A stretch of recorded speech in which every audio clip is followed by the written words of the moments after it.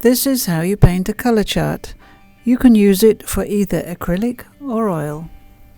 For the template, list of colors used and extra tips, see the description below. You also need a container of water, a brush and some tissue paper. There are two sorts of primary colors, the cool and the warm.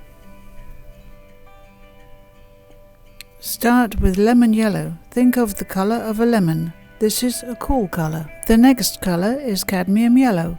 Think of the color of a ripe banana. This is a warm color. Then you have cadmium red. This is a warm red. Think of a tomato. Then comes Alizarin Crimson. This is a cool red with a hint of blue in it.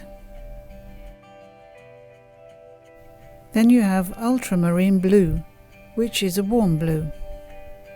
Cerulean Blue is the next one, and it's a cool blue. You have now filled in the 6 basic colors. Now we will start mixing them together to see what they produce. Some colors are stronger than others, so you have to adjust your ratio. Now mix equal amounts of both yellows and paint them in the space provided. Next is cadmium red. Mix a small amount of this into cadmium yellow to create an orange. Now mix the 2 reds together in equal amounts and paint them in the empty box. Now it's time to mix together Alizarin Crimson and Ultramarine Blue. Be very careful of Ultramarine Blue as it's very strong and can overpower your mix. Now mix the 2 remaining blues together in equal amounts. The last box to fill in is with cerulean blue and lemon yellow. The blue is stronger than the lemon yellow, so must be adjusted accordingly.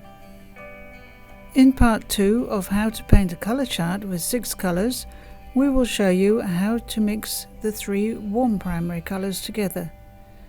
Make sure to download the template in the next video.